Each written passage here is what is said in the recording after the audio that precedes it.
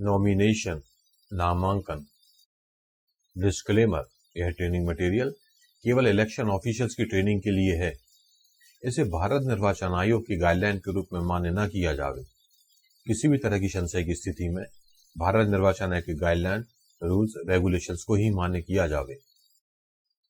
इस educational video को पढ़ने के बाद पार्टिसिपेंट्स प्रेसिडेंट या गवर्नर द्वारा इशूड नोटिफिकेशन को क्लासिफाई कर पाएंगे, different types of nomination papers को क्लासिफाई कर पाएंगे, ऑनलाइन नॉमिनेशन फॉर्म में रिटर्निंग ऑफिसर की भूमिका को समझा पाएंगे, फॉर्म 26 ओथ और एफर्मेशन को समझा सकते हैं, सिक्योरिटी डिपॉजिट को जान पाएंगे, ओवरसीज सिलेक्टर्स द्वारा किस तरह से नॉमिनेशन फॉर्म भरा जाएगा वह जान पाएंगे, और अंत में वैलिडली नॉमिनेटेड कैंडिडेट्स की लिस्ट किस प्रकार तैयार की जाएगी इसको भी जान पाएंगे। नामांकन किसी भी निर्वाचित कार्यालय के लिए औपचारिक रूप से स्वयं को यानी कि अभ्यर्थी के रूप में प्रस्तुत करने की एक प्रक्रिया है। ऐसे अभ्यर्थता के लिए व्यक्ति को संविधान और कानून के तहत योग्य होना चाहिए और अयोग्य नहीं ठहराया जाना चाहिए। कानूनी रूप से नामांकन प्रस्तुत करने के लिए कुल 7 दिवस की अवधि प्रदान की जाती है। उस दिनांक से प्रारंभ जब निर्वाचन की अधिसूचना जारी की जाती है और नामांकन करने के लिए निर्धारित अंतिम दिनांक तक दोनों दिनांक सम्मिलित हैं। हालांकि 7 दिवस की अवधि के दौरान किसी भी मध्यवर्ती सार्वजनिक अवकाश पर कोई नामांकन प्रस्तुत नहीं किया जाता। अब हम देखते हैं नोटिफिकेशन और पब्लिक नोटिस क्या होता है। नामांकन का कार्य लोक प्रतिनिधित्व अधिनियम 1951 की धारा 14 या 15 के तहत राष्ट्रपति या राज्यपाल द्वारा अधिसूचना जारी करने की दिनांक से प्रारंभ होता हो, जैसे भी इलेक्शन हो। आरपी एक्ट 1951 का सेक्शन 30 कहता है, आयोग द्वारा शासकीय राजपत्र में निर्वाचन कार्यक्रम की अधिसूचना का प्रकाशन किया जाएगा, जिसमें नाम निर्देशन की अंतिम तिथि, संवीक्षा की तिथि व नाम वापसी की अंतिम तिथि व समय का उल्लेख होगा। निर्वाचन के संचालन नियम 1961 के नियम 3 के तहत रिटर्निंग अधिकारी द्वारा फॉर्म 1 में निर्वाचन के संबंध में सार्वजनिक नोटिस जारी किया जाता है, जैसा कि आरपी एक्ट 1951 के सेक्शन 31 में संदर्भित है। कंडक्शन ऑफ इलेक्शन रूल 1961 का रूल 3 कहता है, आरपी एक्ट 1951 के सेक्शन 30 के अधीन आयोग द्वारा अधिसूचना निकाले जाने पर ऐसे निर्वाचन के लिए अभ्यर्थियों के नाम निर्देशन आमंत्रित करने हेतु रिटर्निंग ऑफिसर द्वारा निर्वाचन संचालन नियम 1961 के नियम 3 के तहत प्रारूप 1 में लोक सूचना का प्रकाशन किया जाएगा। आरपी एक्ट 1951 का सेक्शन 31 कहता है, धारा 30 के तहत अधिसूचना जारी होने पर रिटर्निंग ऑफिसर ऐसे निर्वाचन के लिए अभ्यर्थियों के नामांकन आमंत्रित करने के लिए सार्वजनिक सूचना जारी करेंगे और उस स्थान को निर्दिष्ट करेंगे जहां नामांकन पत्र प्रस्तुत किए जाने हैं। फॉर्म 1 नोटिस ऑफ इलेक्शन आप स्क्रीन पे देख रहे हैं। पब्लिक नोटिस, सार्वजनिक नोटिस पर रिटर्निंग ऑफिसर को निर्दिष्ट करना होगा एआरओ का नाम, जो रिटर्निंग ऑफिसर के अलावा भी नामांकन पत्र प्राप्त करेगा, वह स्थान जहां नामांकन पत्र प्रस्तुत या जमा किए जाएंगे। आमतौर पर रिटर्निंग ऑफिसर को इस उद्देश्य के लिए एक से अधिक एआरओ निर्दिष्ट नहीं करना चाहिए और जहां तक संभव हो उसे आरओ के मुख्यालय में तैनात होना चाहिए।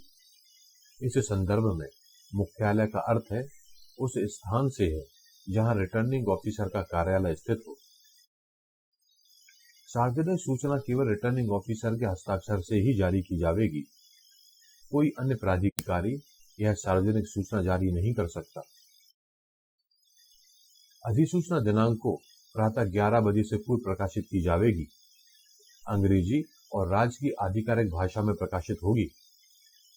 Returning officer, assistant returning officer के नोटिस बोर्ड और अन्य प्रमुख सार्वजनिक कार्यालयों में इसे प्रदर्शित किया जाएगा, जैसे पंचायत समिति, ग्राम पंचायत के कार्यालय इत्यादि। सार्वजनिक सूचना में होगा, नाम निर्देशन पत्र किसे प्रस्तुत किया जा सकता है? एआरओ के नाम निर्देशन प्रस्तुत करने की अंतिम दिनांक व समय, नाम निर्देशन पत्र प्रस्तुत करने का स्थान, संवीक्षा का स्थान, तिथि तथा समय, मतदान की दिनांक एवं समयावधि का उल्लेख किया जाएगा। नॉमिनेशन में एआरओ की क्या भूमिका होती है? एआरओ संवीक्षा के अलावा रिटर्निंग ऑफिसर का कोई भी काम कर सकता है, जब तक कि रिटर्निंग ऑफिसर को ऐसे संवीक्षा के लिए अपरिहार्य कारणों से रोक न दिया जावे।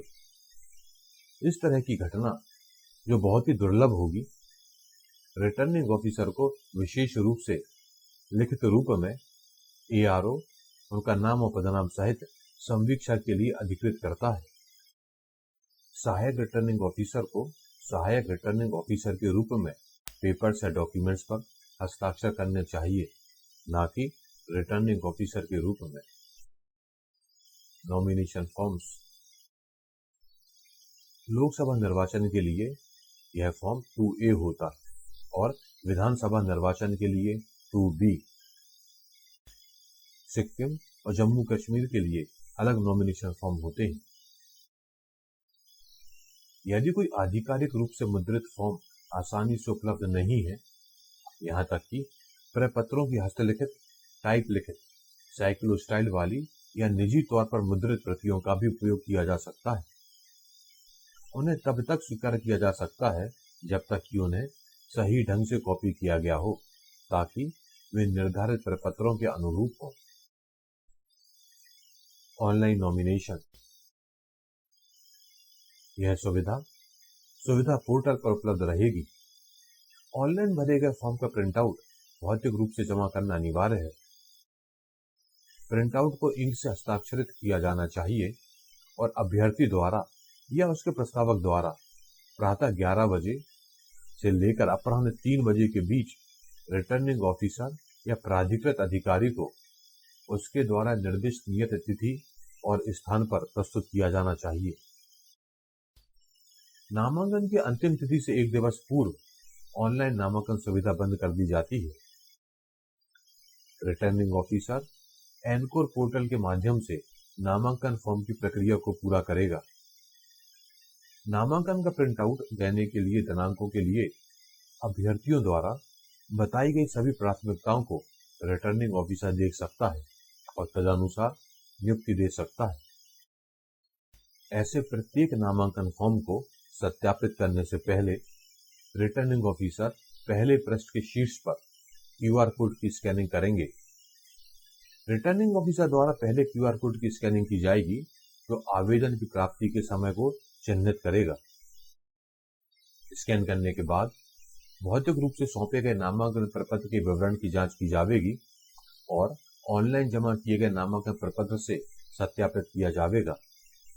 किसी भी अंतर के मामले में भौतिक रूप से जमा किए गए फॉर्म को अंतिम माना जाएगा और ऑनलाइन नामांकन फॉर्म को डिस्कार्ड कर दिया जाएगा।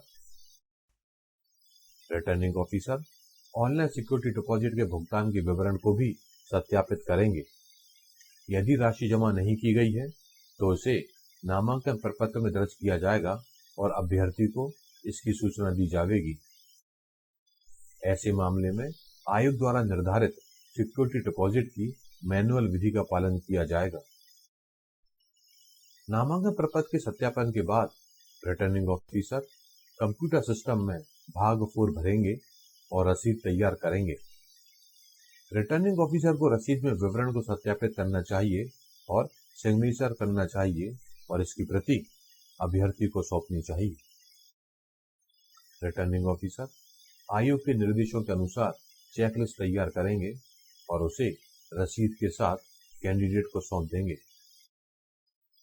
Arrangements during nomination. Uninterrupted power supply के साथ 360 डिग्री का सीसीटीवी कवरेज। कक्ष के अंदर की घड़ी को AM या PM मोड में सेट किया जाना चाहिए और यह सही समय बताती है। वीडियो कैमरा और सीसीटीवी की घड़ी का मिलान रिटर्निंग ऑफिसर द्वारा कक्ष में लगाई गई घड़ी से भी होना चाहिए। नामांकन फॉर्म जमा करने की पूरी कार्यवाही की वीडियोग्राफी की जाएगी। नामांकन जमा करने के अंतिम दिवस के दिन दोपहर 2 बजे से लगातार बगैर एडिटिंग के वीडियोग्राफी की जाएगी। रिकॉर्डिंग को उचित रूप से संरक्षित किया जाना चाहिए। Restriction of vehicles and people.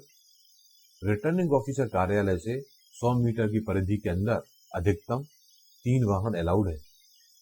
अभ्यर्थी सहित अधिकतम 5 लोग आ सकते हैं। Basic requirements. नॉमिनेशन फॉर्म को रिटर्निंग ऑफिसर के कार्यालय से प्राप्त किया जा सकता है। नॉमिनेशन फॉर्म के साथ कैंडिडेट को मिलेंगे कॉपी ऑफ एफिडेविट 26, प्रपत्र C1 C4, copy of oath, election expenditure register और चेकलिस्ट। नॉमिनेशन केवल कैंडिडेट या उसके किसी भी प्रस्तावक द्वारा 11 बजे से 3 बजे तक जमा किए जा सकते हैं। डाक द्वारा या किसी अन्य व्यक्ति के माध्यम से यह जमा नहीं किए जाएंगे। नामांकन फॉर्म पर कैंडिडेट और निर्धारित संख्या में प्रस्तावित प्रस्तावकों द्वारा हस्ताक्षर किए जाएंगे। सार्वजनिक अवकाश के दिवस तथा माह के द्वितीय और चतुर्थ शनिवार को नामांकन फॉर्म जमा नहीं किए जाएंगे। पब्लिक हॉलिडे से मतलब है वो हॉलिडे जो कि नेगोशिएबल इंस्ट्रूमेंट एक्ट के तहत हो।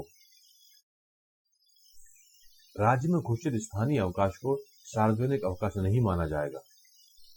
इस दिन नामांकन फॉर्म जमा होंगे। Number of nomination papers. एक अभ्यर्थी द्वारा एक ही निर्वाचन क्षेत्र में अधिकतम 4 नामांकन पत्र जमा किए जा सकते हैं। कोई कैंडिडेट 2 से अधिक कंस्टिट्यूएंसी में नामांकन पत्र जमा नहीं कर सकता। तीसरे, चौथे और ऐसे बाद के सभी निर्वाचन क्षेत्रों में कैंडिडेट के नॉमिनेशन फॉर्म जमा करने की तिथि और समय के हिसाब से संबंधित रिटर्निंग अधिकारियों द्वारा निरस्त कर दिए जाने चाहिए। Number of proposals. Recognised party के लिए 1 प्रपोजल और अन्य के लिए 10 प्रपोजल। रिकॉग्नाइज्ड पार्टी से मतलब है नेशनल पार्टी या आपके राज्य से संबंधित स्टेट पार्टी। जो कैंडिडेट दूसरे राज्यों की स्टेट पार्टी से लड़ते हैं तो उन्हें भी 10 प्रपोजल की आवश्यकता होगी। प्रस्तावकों को संबंधित क्षेत्र का मतदाता होना चाहिए।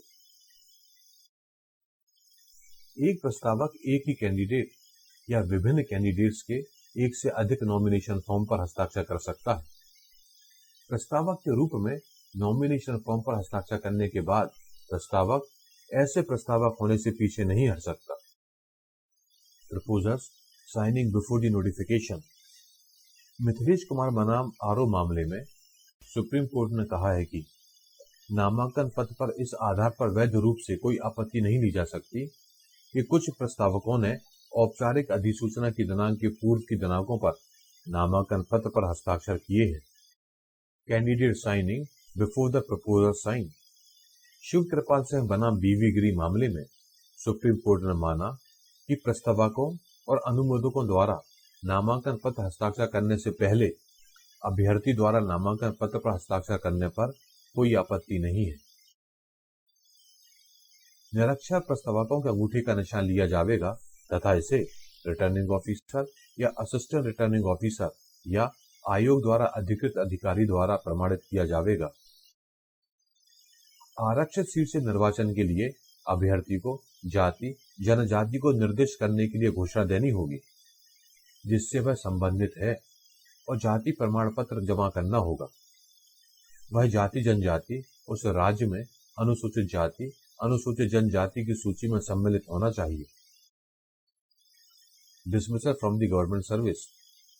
शासकीय सेवा से बर्खास्त कोई व्यक्ति यदि 5 वर्ष के भीतर निर्वाचन लड़ना चाहता है तो उसे नामांकन पत्र के साथ आयोग से प्राप्त एक प्रमाण पत्र भी जमा करना होगा कि उसकी बर्खास्तगी भ्रष्टाचार या डिसलॉयल्टी टू स्टेट के कारण नहीं है।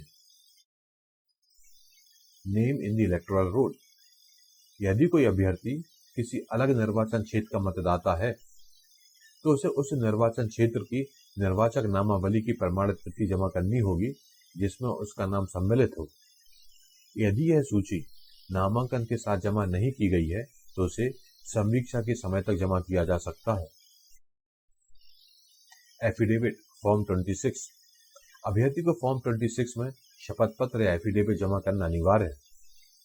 यदि नामांकन के साथ शपथ पत्र जमा नहीं किया गया है तो नामांकन जमा करने की अंतिम तिथि के दिवस दोपहर 3 बजे तक जमा किया जा सकता है। अभ्यर्थी को नो डिमांड सर्टिफिकेट से संबंधित जानकारी भी जमा करना होगा, जिसमें बिजली, पानी और टेलीफोन बिल से संबंधित ब्यौरा रहेगा। साथ ही यदि शासकीय आवास आवंटित है तो पिछले 10 वर्षों के किराए का भुगतान का ब्यौरा भी सम्मिलित होगा। माननीय उच्च न्यायालय दिल्ली के आदेश के अनुसार अभ्यर्थियों की सूची को अंतिम रूप देने के बाद 2 दिवस के भीतर 2 अलग अलग समाचार पत्रों में अभ्यर्थियों की बकाया राशि का विवरण प्रकाशित किया जाएगा। रिटर्निंग ऑफिसर या assistant returning officer notice board पर शपथ पत्र की प्रतिलिपि प्रदर्शित करेंगे। यदि आरओ/एआरओ का कार्यालय निर्वाचन क्षेत्र के बाहर है तो निर्वाचन क्षेत्र की सीमा में किसी एक प्रमुख स्थान पर शपथ पत्र की प्रतिलिपि प्रदर्शित की जाएगी। जो भी व्यक्ति इन शपथ पत्रों के लिए अनुरोध करेगा उसे शपथ पत्र की प्रतिलिपि मुफ्त में उपलब्ध कराई जाएगी। नामांकन के 24 घंटे के अंदर सीईओ की वेबसाइट पर यह शपथ पत्र अपलोड किए जाएंगे। विभिन्न सार्वजनिक कार्यालयों में शपथ पत्र के पार्ट बी के सार को प्रदर्शित किया जाना चाहिए। यदि कोई व्यक्ति शपथ पत्र में किसी भी झूठे वक्तव्यों को इंगित करता है तो उसे भी नोटिस बोर्ड पर प्रदर्शित किया जाना चाहिए। यदि फॉर्म 26 में कॉलम खाली छोड़ दिया गया है तो उसे चेकलिस्ट में निर्दिष्ट किया जाना चाहिए और कैंडिडेट को स्क्रूटनी शुरू होने के लिए निर्धारित समय तक सभी तरह से पूर्ण एफिडेविट जमा करने के लिए कहा जाना चाहिए। रिटर्निंग ऑफिसर द्वारा रिमाइंडर के बाद भी सभी तरह से पूर्ण संशोधित एफिडेविट फॉर्म 26 प्रस्तुत करने में विफलता के कारण नॉमिनेशन फॉर्म को अस्वीकार करने का एक आधार होगा। रिटर्निंग अधिकारी को शपथ पत्र में लिखे वक्तव्य की शुद्धता की जांच करने की आवश्यकता नहीं है। चेकलिस्ट रिटर्निंग ऑफिसर या निर्दिष्ट एआरओ द्वारा 2 प्रतियों में तैयार की जाएगी। यदि डॉक्यूमेंट्स में कोई त्रुटि या कमी है तो उसे निर्दिष्ट किया जाएगा। सौंपी गई चेकलिस्ट की प्रति पावती के साथ साथ संबंधित दस्तावेज जमा करने के नोटिस के उद्देश्य को भी पूरा करेगी। चेकलिस्ट का प्रारूप आप स्क्रीन पर देख रहे हैं। Security deposit and number of nomination sets. Lok Sabha election के लिए 25,000 रुपए और विधानसभा इलेक्शन के लिए 10,000 रुपए चेक या बैंक ड्राफ्ट द्वारा स्वीकार नहीं किया जाएगा। SC/ST कैंडिडेट्स के लिए आधी सिक्योरिटी डिपॉजिट, यहां तक कि यदि सामान्य सीट से निर्वाचन लड़ते हैं तो भी। आरओ या एआरओ के समक्ष नामांकन पत्र प्रस्तुत करते समय नकद में या आरबीआई या गवर्नमेंट ट्रेजरी में अग्रिम रूप से जमा किया जाना चाहिए। सिक्योरिटी डिपॉजिट के हेड लोकसभा और विधानसभा इलेक्शन के लिए आप स्क्रीन पर देख रहे हैं। सुप्रीम कोर्ट ने नंदशा रेड्डी बनाम कविता महेश मामले में कहा है कि यदि नामांकन पत्र प्रस्तुत करते समय सिक्योरिटी डिपॉजिट जमा नहीं की गई है तो उसे बाद में भी जमा किया जा सकता है, लेकिन नामांकन प्रस्तुत करने की अंतिम तिथि पर दोपहर 3 बजे से पूर्व। एक अभ्यर्थी अधिकतम 4 नामांकन पत्र के सेट जमा कर सकता है। केवल एक जमानत राशि ही आवश्यक है। इसी प्रकार अन्य सभी दस्तावेजों की केवल एक मूल प्रति ही आवश्यक होगी। यदि किसी कैंडिडेट द्वारा 4 से अधिक नॉमिनेशन फॉर्म जमा किए जाते हैं तो 5वें सेट को अनदेखा कर दिया जाएगा, लेकिन सुनिश्चित करें कि ऐसा ना हो। Nomination preliminary examination. नामांकन पत्र प्राप्त करते समय रिटर्निंग ऑफिसर द्वारा प्रारंभिक परीक्षण किया जाना चाहिए। निर्वाचक नामावली से संबंधित प्रविष्टियों की जांच की जाना चाहिए। नामों में लिपिकीय त्रुटियां, सरल क्रमांक इत्यादि को सही करने की अनुमति दी जा सकती है, या इन्हें अनदेखा भी किया जा सकता है। फॉर्म में यदि कोई त्रुटि है तो इसे कैंडिडेट को इंगित किया जाना चाहिए। जमा किए गए प्रत्येक नामांकन फॉर्म पर दिनांक व समय अंकित करें। नामांकन पत्रों पर सीरियल नंबर भी अंकित करें। यदि एक अभ्यर्थी द्वारा नामांकन के एक से अधिक सेट जमा किए जाते हैं तो प्रत्येक नामांकन फॉर्म पर क्रमबद्ध रूप से संख्या डालें। नामांकन फॉर्म के भाग 6 को भरें और कैंडिडेट या उसके प्रस्तावक को प्राप्ति सौंपें। अभ्यर्थियों को प्रतीक के आवंटन हेतु समय, तिथि और स्थान भी बता दें। चेकलिस्ट को भरें व इसकी एक प्रति कैंडिडेट या प्रस्तावक को सौंपें। कैंडिडेट के नमूना हस्ताक्षर प्राप्त करें। कैंडिडेट से उस भाषा में अपना नाम लिखने के लिए कहें जिस भाषा में मतपत्र मुद्रित किया जाना हो।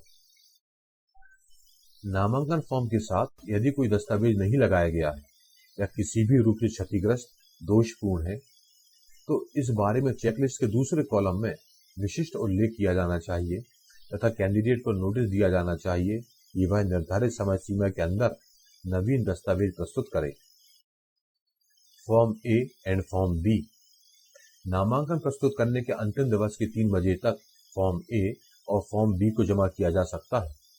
दोनों फॉर्म ए और बी को रिटर्निंग ऑफिसर के समक्ष जमा करें। मूल रूप से स्याही में फॉर्म ए और फॉर्म बी पर हस्ताक्षर किए जाएंगे। फैक्स कॉपी, ईमेल, फोटोकॉपी स्वीकार्य नहीं है। Change in form B. राजनीतिक दल किसी भी कैंडिडेट को पहले से जारी फॉर्म बी को रद्द कर सकता है और नए अभ्यर्थी के पक्ष में एक नया फॉर्म बी जारी कर सकता है, जिसे नामांकन प्रस्तुत करने की अंतिम दिनांक को 3 बजे तक प्रस्तुत करना होगा। ओथ या अफर्मेशन। अभ्यर्थी को निर्धारित प्रारूप में शपथ या प्रतिज्ञा लेना होगा। आरओ या एआरओ को उन व्यक्तियों के बारे में बताना चाहिए जिनके समक्ष शपथ या प्रतिज्ञा लिया जा सकता है। यह आवश्यक नहीं है कि एक आम निर्वाचन में एक अभ्यर्थी को एक से अधिक निर्वाचन क्षेत्रों से नामांकन पत्र जमा करता है तो शपथ या प्रतिज्ञा एक से अधिक बार किया जाना चाहिए। अभ्यर्थियों को रिटर्निंग ऑफिसर को दिखाना चाहिए कि अन्य निर्वाचन क्षेत्र में दायर नामांकन के संबंध में शपथ वैध रूप से ले ली गई है। अभ्यर्थी दूसरे निर्वाचन क्षेत्र के संबंध में भी शपथ लेने के लिए स्वतंत्र होगा। आयोग द्वारा निर्धारित अन्य प्राधिकृत व्यक्ति हैं जेल अधीक्षक, जेल में अभ्यर्थी के लिए, निवारक हिरासत में अभ्यर्थी के लिए वहां के इंचार्ज ऑफिसर, अस्पताल में भर्ती अभ्यर्थी के लिए अस्पताल का अधीक्षक, भारत से बाहर किसी अभ्यर्थी के लिए भारत के राजनयिक या उच्चायुक्त या उनके द्वारा अधिकृत कोई व्यक्ति। नामांकन फॉर्म जमा करने के बाद या संवीक्षा दिवस के पूर्व शपथ या प्रतिज्ञान को जमा करना होगा। शपथ या प्रतिज्ञान का प्रमाण पत्र कैंडिडेट को देना होगा। अभ्यर्थी की जवाबदारी है कि वह शपथ या प्रतिज्ञान का प्रमाण पत्र आरओ या एआरओ के समक्ष जमा करें। शपथ या प्रतिज्ञान पहले किया जाना चाहिए और फिर अधिकृत व्यक्ति के समक्ष अभ्यर्थी द्वारा हस्ताक्षर किए जाने चाहिए। जिस कागज पर शपथ लिखी गई है उस पर हस्ताक्षर करना ही पर्याप्त नहीं है, जबकि अभ्यर्थी को अधिकृत व्यक्ति के सामने शपथ भी लेनी होगी। लोकसभा निर्वाचन के लिए शपथ का प्रारूप आप स्क्रीन पर देख रहे हैं। अब विधानसभा निर्वाचन के लिए शपथ का प्रारूप आप स्क्रीन पर देख रहे हैं। Photographs of the candidate. नामांकन की संवीक्षा के पूर्व प्रस्तुत करना होगा। फोटोग्राफ के पीछे दूसरी ओर अभ्यर्थी अथवा निर्वाचन अभिकर्ता के हस्ताक्षर होना चाहिए। अभ्यर्थी का फोटोग्राफ अधिसूचना दिनांक से 3 माह के पूर्व का ना हो। फोटोग्राफ की size stem size 2 centimetre cross 2.5 centimetre हो। सफेद बैकग्राउंड हो। पूरे चेहरे पर तटस्थ भाव हो। आंखें खुली हो। फोटोग्राफ कलर या ब्लैक एंड व्हाइट हो सकता है। फोटोग्राफ सामान्य परिधानों में हो। यूनिफॉर्म मान्य नहीं है। काला या डार्क कलर का चश्मा न पहने। अभ्यर्थी या निर्वाचन अभिकर्ता या प्रस्तावक जिसने फोटोग्राफ प्रस्तुत किया है को एक घोषणा देनी होगी कि प्रस्तुत फोटोग्राफ संबंधित अभ्यर्थी का ही है। सामान्यतः अभ्यर्थी को 12 फोटो प्रस्तुत करने चाहिए, 10 फॉर्म 7 का के लिए तथा 1 परिचय पत्र के लिए व 1 अभिलेख के लिए। फोटोग्राफ डिक्लेरेशन का प्रारूप आप स्क्रीन पर देख रहे हैं। अभ्यर्थी द्वारा फोटोग्राफ जमा न करना अभ्यर्थी के नामांकन को रद्द करने का आधार नहीं होगा। फोटोग्राफ जमा न करने पर नामांकन पत्र पर पहले से चिपका फोटो मत पत्र पर छपाई के लिए भी प्रयोग में लिया जा सकता है। एक्नॉलेजमेंट या नोटिस। नामांकन फॉर्म के भाग 6 में पावती के अलावा विधिवत रूप से भरे हुए चेकलिस्ट की पावती भी दी जाएगी। विभिन्न दस्तावेजों को जमा करने हेतु नोटिस को भी चेकलिस्ट में अंकित किया जाएगा। Overseas electors. एक ओवरसीज इलेक्टर जो लोक प्रतिनिधित्व अधिनियम 1950 की धारा 20 का के तहत रजिस्टर्ड है, निर्वाचन लड़ सकता है। ऐसे कैंडिडेट को इस संबंध में आयोग द्वारा प्राधिकृत व्यक्ति के समक्ष निर्धारित प्रपत्र में शपथ लेनी चाहिए या प्रतिज्ञान करना चाहिए। यदि प्रवासी मतदाता भारत से बाहर है तो शपथ उस देश में भारत के राजनयिक या काउंसिलर प्रतिनिधि के समक्ष ली जा सकती है जहां अभ्यर्थी है। वह शपथ लेने के लिए संबंधित देश के भारतीय मिशन में अधिकृत व्यक्ति से संपर्क कर सकता है। यदि कोई प्रवासी मतदाता जो नामांकन पत्र प्रस्तुत करने के समय भारत में है तो वह रिटर्निंग ऑफिसर या सहायक रिटर्निंग ऑफिसर के समक्ष शपथ या प्रतिज्ञान कर सकता है। यदि एक कैंडिडेट जो एक प्रवासी मतदाता है शपथ लेने के लिए आरओ या एआरओ के समक्ष उपस्थित होता है तो संबंधित आरओ या एआरओ यह सुनिश्चित करेंगे कि व्यक्ति के पासपोर्ट के विवरणों को ध्यान से पढ़कर व्यक्ति की पहचान ठीक से सत्यापित की गई हो। List of validly nominated candidates. नामांकन प्रस्तुत करने के अंतिम दिवस के 3 बजे के पश्चात वैलिडली नॉमिनेटेड कैंडिडेट्स की लिस्ट तैयार की जाएगी। अभ्यर्थियों को 3 श्रेणियों में वर्गीकृत किया जाएगा: मान्यता प्राप्त पार्टियां, पंजीकृत गैर मान्यता प्राप्त पार्टियां और निर्दलीय। प्रत्येक श्रेणी के अंदर अभ्यर्थियों के नाम अल्फाबेटिकल ऑर्डर में व्यवस्थित किए जाएंगे। अन्य राज्यों की मान्यता प्राप्त पार्टियों को दूसरी श्रेणी यानी कि रजिस्टर्ड अनरिकॉग्नाइज्ड पॉलिटिकल पार्टी में शामिल किया जाएगा। भले ही एक से अधिक अभ्यर्थियों ने एक ही पार्टी द्वारा खड़ा किए जाने का दावा किया हो, ऐसे सभी कैंडिडेट्स के नाम प्रासंगिक श्रेणी यानी श्रेणी 1 या 2 में शामिल किए जाने चाहिए जो प्रासंगिक हों। हालांकि उपरोक्त सूची के कॉलम 6 और 7 में ऐसे प्रत्येक कैंडिडेट के संबंध में दोपहर 3 बजे तक प्राप्त सूचना फॉर्म ए और बी को ध्यान में रखते हुए उपयुक्त टिप्पणी दी जाना चाहिए। List of validly nominated candidates आप स्क्रीन पर देख रहे हैं। इसकी एक प्रति सीओ कार्यालय को भेजें। एक प्रति निर्वाचन आयोग को भी भेजी जाएगी। Appointment of election agent. Candidate form 8 के माध्यम से आवेदन कर सकते हैं।